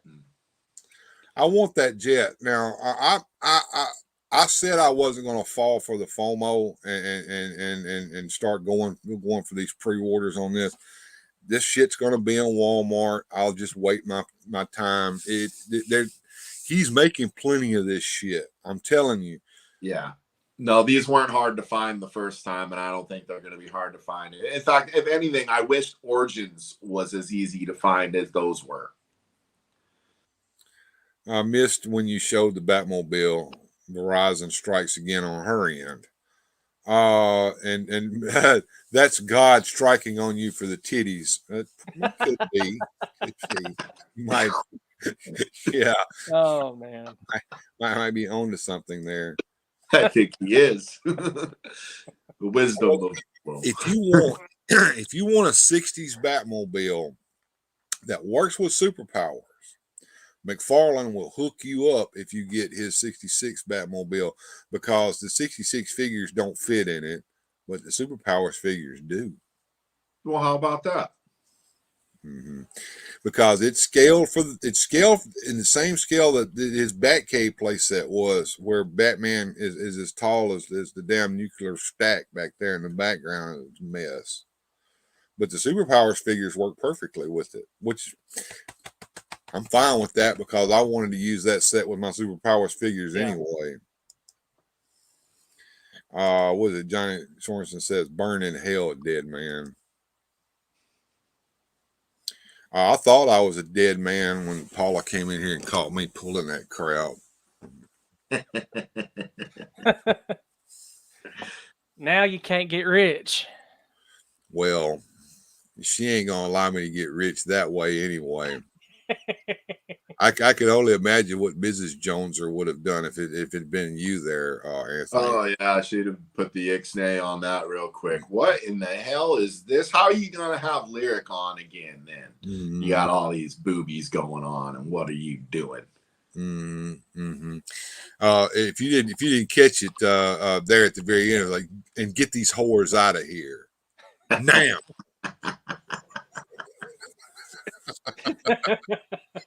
You know, I love that you guys can cut videos where, you know, you're playing along. My wife doesn't want to appear on camera or do anything like that, but she did do one comic book mystery box with me. She unboxed it with me, and she did a voice for my King Randor video where I talked about my beard. And I did a little bit of a gag there where I said, "I'm not shaving it." And she's like, "Well, you're on the couch if you don't shave it." And then they show me on the couch. And then the next clip is me talking about King Randor clean shaven. And I don't even touch the subject for the rest of the video. I'm just clean shaved and we're just done now. You know? Yeah, a while back, I have to coax her into doing that. And we did about 3 takes of that before she finally said it exactly the way I wanted it to go, so it would go over like that. But here a while back, I did a toy hunt over in West Helena, Arkansas, where I went across the bridge and went over to the Walmart, and I had filmed a whole toy hunt there in that Walmart, and I thought I had it on the phone, and it came out right. When I came to download it off the phone, I got like 60 seconds of it.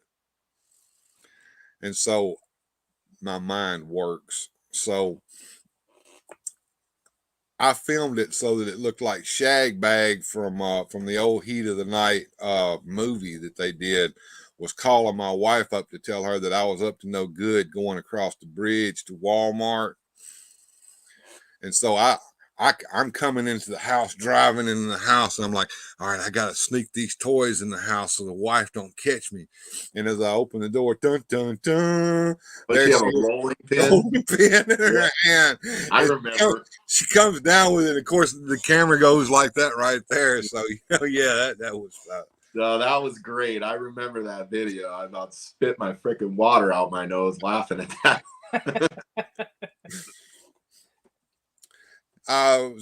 Yeah, maybe you should do a YouTube studio. You've got stories to tell, and I know that you'll get viewership out of that.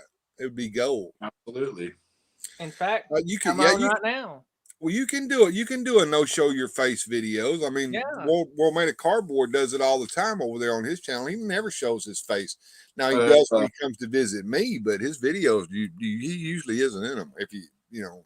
There's Chop and Drop. He does comic book videos. He never shows his face. He shows the comic books. You see his hands. And Radical Toys, Mr. Home Arcade. Adam very Mr. Home Arcade. Look, that's the one right there. All right. So ladies have good finger dexterity. So you got that going for you there, Studio. Mr. Home Arcade. If you watched his channel and you've seen those videos, that professionalism. He does that all on his phone. He edits and everything on his phone. On his phone. I don't know how he does it. You're kidding me. For real? For real. There's some good apps for stop motion and for video editing, because I do everything on my phone too. And I know if I took my time or put the work in, because you can tell that guy puts the work in. You know, you'd be amazed what you could do with your phone. Yeah. With the right phone, I should say. Yeah. That's mind blowing to hear that. Well, yeah. I'd have never known that if you wouldn't have said that. Yeah, I asked him about that one time. I've had him on the show a couple of times, and I asked him about that, and he told me I do it all on my phone. And I'm like, you're shitting me, man. No, especially the production quality he gets out of it. It's well, he's a natural at what's called stage blocking. And there's books written on this. As a magician, I've even got books on stage blocking that's written for magicians. There are no tricks in these magic books, folks. These are magic books to teach you how to be a better performer. I would have to learn blocking. I would have to read material on this. He has read shit. It just comes natural to him. Blocking, if you don't know, it's where to put actors on the stage to maximize the entertainment value and production. Where do you stand and what do you do and where do you move to during the performance? You know, a lot of times if you look at a play, and you know, I'm taking you back to your high school days. We all had our senior play that we did or some shit like that. There aren't a lot of stage directions in those plays. It's all up to the director to do the blocking himself. And that's a good sign of a good director if he does the blocking correctly. It's a sign of a bad director when somebody's standing in front of the main camera and you can't see what the action is going on the other side of them. And the same thing goes with professional wrestling. They have to learn blocking in that as well. Which camera is the main camera? Where to be? I saw a video where the two jobbers got their ass whooped. I'll get you a second there, Cliff. Two jobbers got their ass whooped. And of course, they didn't know what they were doing. They came out and they had their backs to the main cam and all that kind of crap. Yeah, go ahead, Cliff. When I was in third grade, we were doing a play, and I believe it was an Easter play. And we were all being put to make our own little costume type thing. And we were going to be in charge of that. And one of the mean things I did, I was a mean redheaded boy to my teachers. I got told I was going to be a frog. So I told my teacher, she just said, I'll just say my name. She said, Jared, she said, you're going to be a frog. I looked up at her and I said, you better go back and rethink that. I'm not going to be no goddamn frog. And She looked at me and she said, "Yeah, you are." I said, "No, I'm not." She said, "Yeah, you are." I said, "No." I said, "I tell you what I'm going to do. I'm going to get up out of here and I'm going to go to the house and I'm going to quit school and I'm going to go to work with that old Benny." I said, "What do you think of that?" She is crying. She goes and calls my mom. I hope she whipped your ass. She wanted the principal to whip me, but she said no. She said, "I love him. He's a good kid." She said, "I don't want to do it." And she was bawling her eyes out. And Mom looked at me and she said, "Buster Brown," she said, "you just get right up over there." And she told Miss Word, she said, where's that board at?" Time for the Board of Education. She said, "No, don't do that." Understanding. Anyways, got the board, and my mom whipped me right there in that office. And you guess probably got what? a worser ass whooping there than the principal would have gave you. And then after that, I got to be the frog. I bet you was a frog. I bet you was a frog. Oh, I was a little toot, but I never did the same thing twice. Uh-huh. Well, that's what the purpose of that is. As I said before, the Board of Education was applied to the seat of understanding. Yep. And I won't repeat it, but there's a wonderful story of my grandmother and how she got my ass with a belt one time. And I deserved every lick I got. You guys know what a razor strap is? I know exactly what a razor strap is.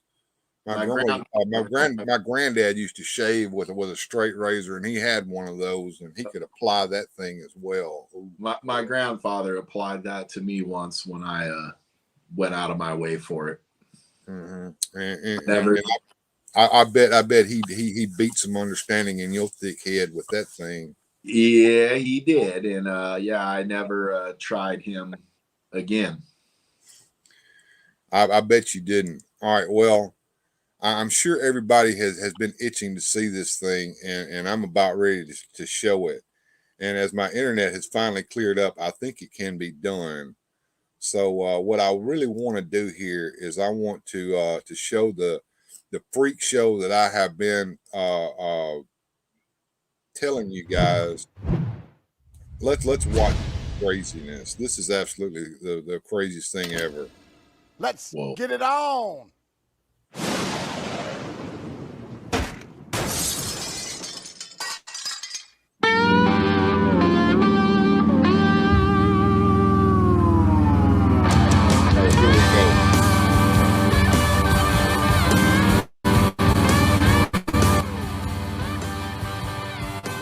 Y'all tell me how this plays, because I'm playing this off my computer here. Little choppy.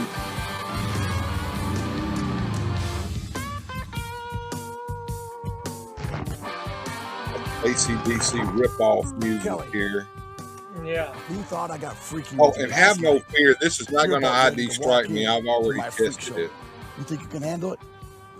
Let's go. Handle the freak show.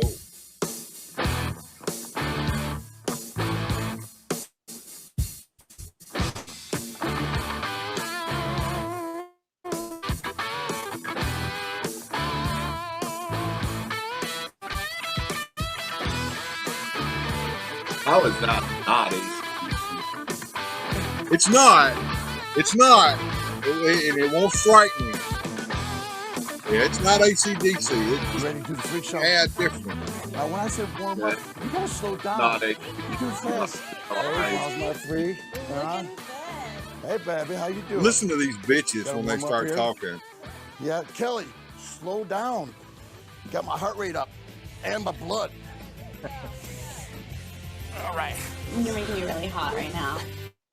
No. Nice. I think you need to add a little bit. Oh, I will. I'm just warming up, ladies.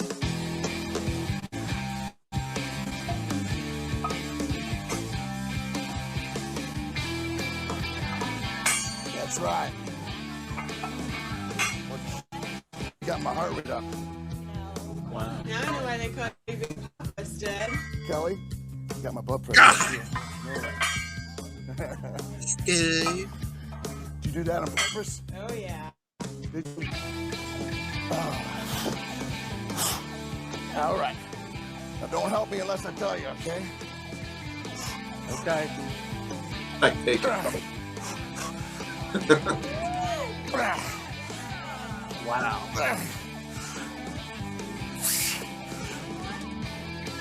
Oh, I got one more. Push it, baby. Push it, baby. Missy, look at that bicep. Look at that vein. That vein is about as big as some guy's arms. How much weight we got here? Oh, about 225. It doesn't matter. Wow, look at this arm. I think this is going to get out of sync here for a minute, but I'm trying. Oh, you're getting better. Okay. Oh, now I got to do some one-arm rolls. You realize it's like 2 years. That's 450 pounds we You get. got 20 to my chest. If those are That's legit. you. 20 to my chest. I have no doubt these weights are real. White. You want more? You didn't say sport. Yeah, I think they're real. Oh, when you hear him hit the floor, Yeah, you you know heard it it's hit the real. floor. Oh, yeah. That's real. All right. Oh, here we Let's go. The freak show. You girls ready? Huh? Get a car axle and do it. Yeah, I didn't like that car. Wow. That was a car I didn't like. Yes. I didn't like the car, so I ripped the back axle out of it with my bare hand. Damn, it got heavy. Now we got some dumbbell curls. You know what they say? Girls for the girls. Missy. Kelly, look at that brain. Missy. What about me? Kelly. What about me? I forgot about you.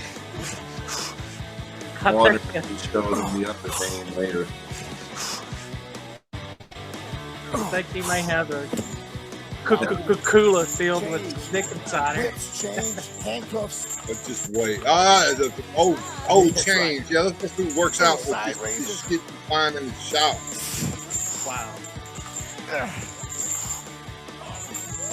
Look, he's so muscle bound he can't get his arms above his head hardly. I know. That's crazy. It's a freak show.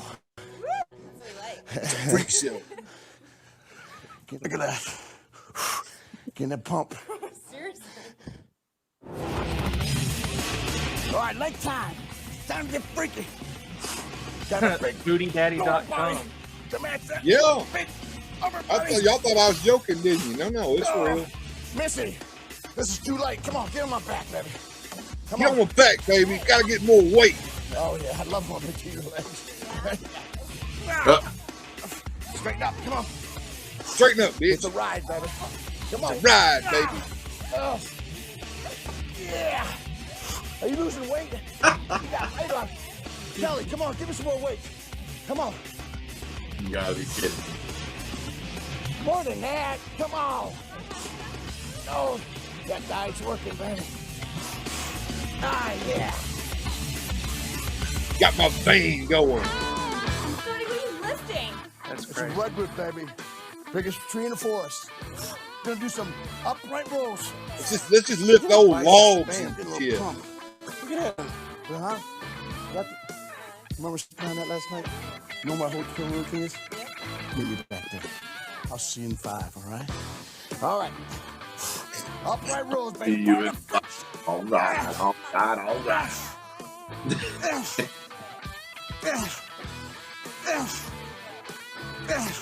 I chopped this tree down myself Now we're gonna go to with my bare shoulders. hands. Get those cannonballs on the shoulders. Car axle again. I'm gonna lift this over my head.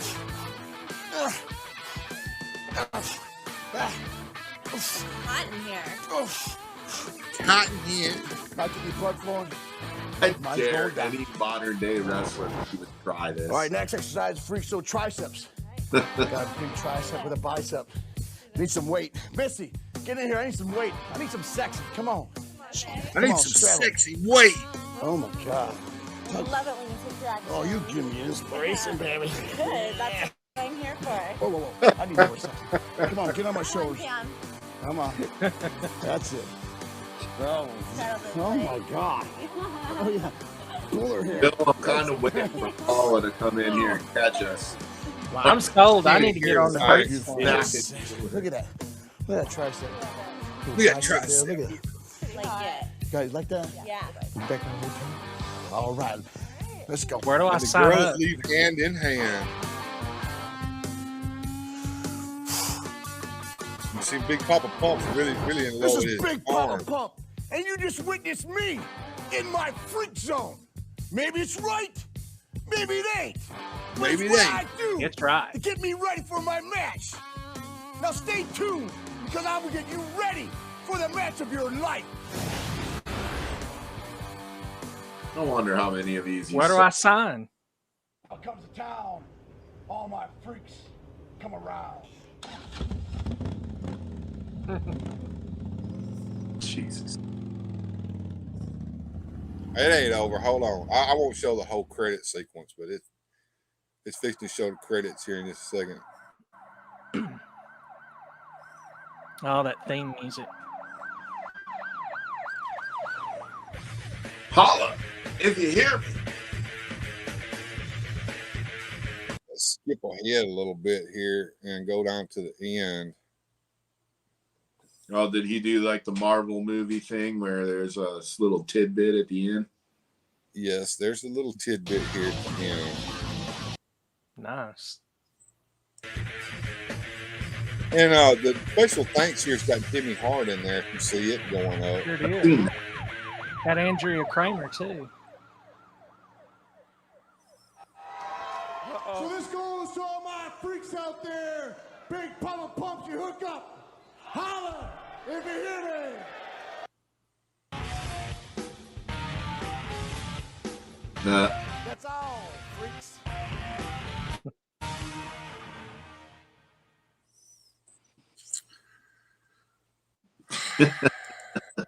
I'm sold. How I many need to be a people freak. tried to do that workout and wound up in the hospital? I don't think anybody tried to do it. I know I'd take one look at that and go, nope. The roids will do that to you, Michael. Yeah, that video has been around a while. I think it was back in the early 2000s when that thing was released. He was at a low period where he was kind of working the indies. He didn't have any a good gig going, but he had that.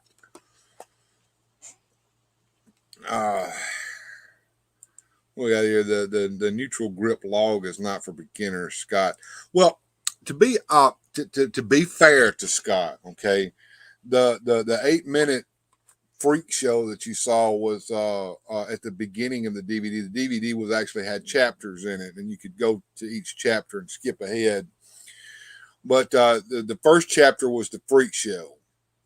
The second chapter is a little more boring, where he does an intermediate workout for you guys just starting out trying to get peaks on peaks. Now, these are hilarious to watch on their own because he's still Scott Steiner throughout the whole thing. But the exercises in those are more legitimate exercises. He does a beginner, intermediate, and then he does an advanced. And the advanced is the one where, today we're going to work on your back. I want your back so big you're walking sideways through the doorway. Hell yeah, I'm down. And then he gives you the nutritional advice. That is some crazy shit. This whole video is available on YouTube. Of course, you got to watch it from beginning to end on the YouTube video. It's not cut where you can skip ahead and you don't get the crazy shit. Like if you pause too long before the advanced video to hit the play button on it, the video will cut in and it'll be Scott Hall bullying you. I know you want to do the advanced video, so press play now. Wow.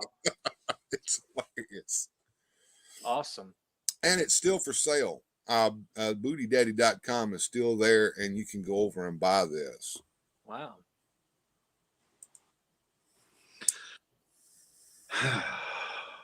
You know what the world needs? The world needs a Richard Simmons style jazzercise video with Scott Steiner doing it.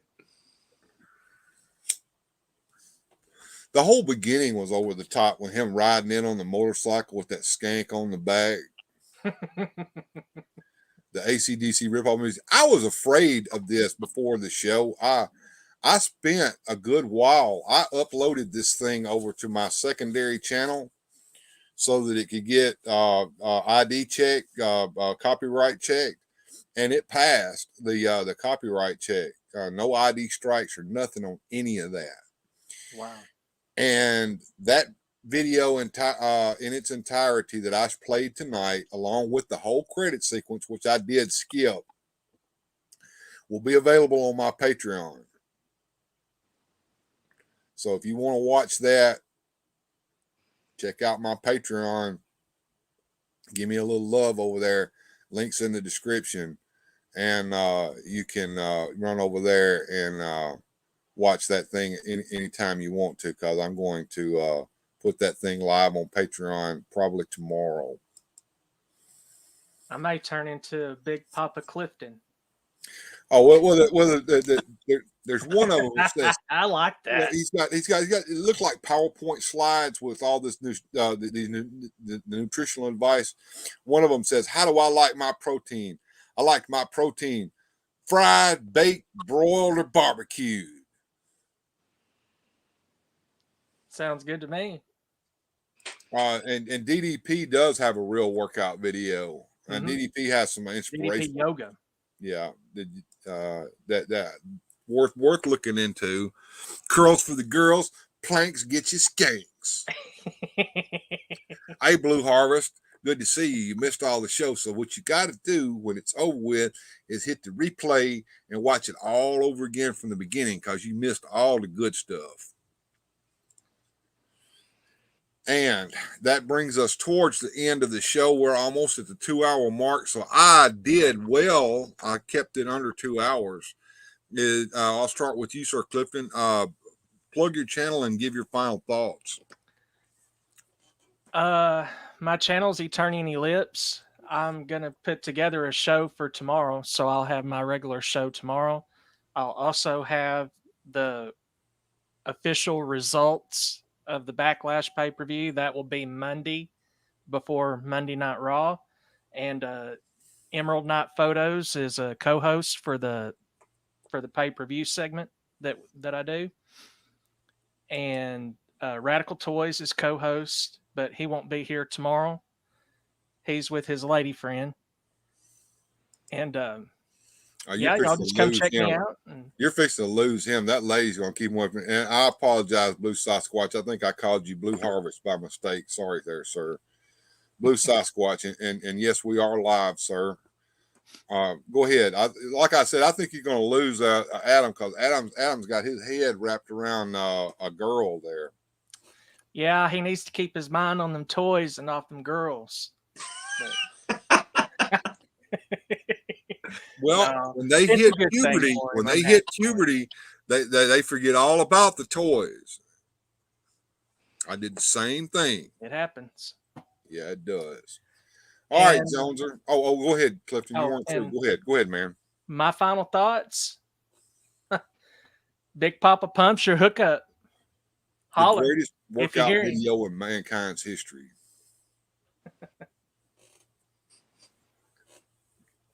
All right, Joneser, tell us all about yourself. Plug your channel and give your final thoughts there, bro. Well, you can see me on Motu Joneser on YouTube. I do a lot of toy unboxings, but I don't do them typically, or I don't show like the articulation or none of that. I like to get into the histories of the character or my own perspective on them. I started a Patreon over there where we're trying to get up some support to do a giveaway. I got a pretty fantastic prize if I can get 10 or more people, or not 10, low number, 5 or 6 people to bite. We got a graded DC #1, 9.8 CGC. We're going to draw for, if I can get at least 5 or 6 people into the tier 2 for the drawing. If not, we'll just go for it next month. And I also offer comic book mystery boxes on the final tier for $25. And we've got an assortment of different comic books. And listen, folks, that you might think $25. Look, he's not giving you the shitty stuff either. He's giving you the good stuff in this. Right. Well, and also it's going to be personalized. So like if somebody bites and wants the comics, I will message you and I'll ask, what do you like? You like Marvel? You like DC? You like favorite characters? What are you into? And we're going to make a box made for you. You know, and it'd be a good gift for somebody that's just starting out collecting and then it doesn't really have a taste. Because a lot of times with these comic book mystery boxes, a lot of my friends are like, man, those things suck. Well, try my box if you haven't. They're not going to be a lot of big keys. We're not key chasing here, but maybe later down the line, once we start drumming up some money, we'll get some cooler prizes. But we're just starting out. We're playing around with it. So that's what I got. Very good. And like he said, when he finds out what your tastes are, the mystery box will be personalized with characters and comics that you like. If you don't like Batman, you have no fear. There will be no Batman in your box. But, you know, I think Batman is the biggest seller they got over at DC. He's carrying the whole company right now. Be honest with you, I've been selling comics for a long time. It's hard for me to hold on to Batman comics. Batman and Spider-Man are the 2 biggest sellers I got. Every time I do a convention or a show, I get cleaned out of Batman almost every time. Oh, Rolo brings up a good point. What if you get an international Patreon? You're going to have to go with that shipping. You know, Rolo did bring that up to me on Adam's stream, and we would work something out. Mm-hmm. I'm sure there's something that can be done with that, one way or the other. Through the Patreon, we'd probably just do something on the side through PayPal or whatever. We would work something out. I'm sure, and international shipping for comic books may not be like it is for, say, a box of toys or something like that. So, well, I can make the package real lightweight. They have these Gemini mailers, which I can wrap up those. But man, I got so good at shipping comics, you could throw this sucker down an elevator shaft. Your books are going to be fine. I've gotten good at it. You got to prepare for the Ace Ventura UPS man, you know, like, so you got to be ready for that guy. You know, if you write like "do not bend" on the box, those guys think of it as a challenge and they try to bend it, you know. So mine, you could discus that thing in the Olympics, it's going to come to you fine. Well, that sounds great. So check out Joneser's Patreon. I know you've got one too, Sir Clifton. Check his Patreon. I Patreon both of those. So yeah, we're swapping money over here, but we're supporting each other as well.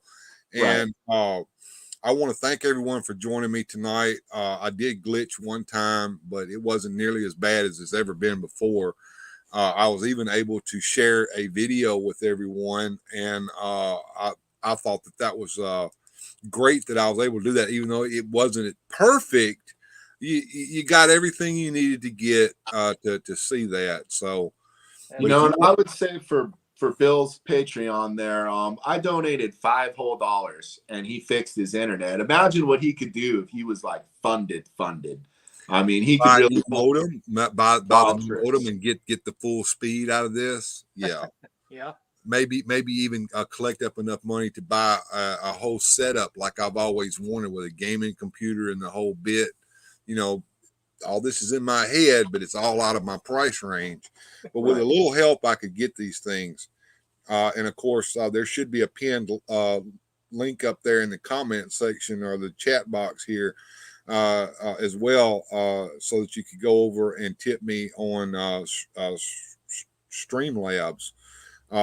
You don't have to join a Patreon if you don't want to. If you just want to give me a one-time dollar amount, the tips are active even when I'm not online streaming. So you can go over there anytime you want to and send me a tip. So The only problem is I think you have to have a PayPal account to do that until I get Streamlabs to say that I'm legitimate enough to start accepting credit cards. We'll see how that goes.